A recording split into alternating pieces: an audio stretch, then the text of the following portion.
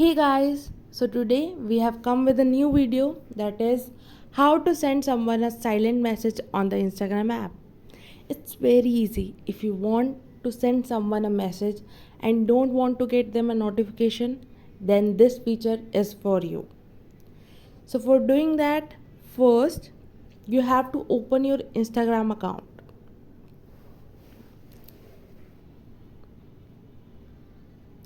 Then search the person whom you want to send a message. I'm sending it to myself. So write slash silent. You can get it on the top too. Now write a message. Let me show you, I didn't get any notification here. So see how easy it is. So try it today and stay connected.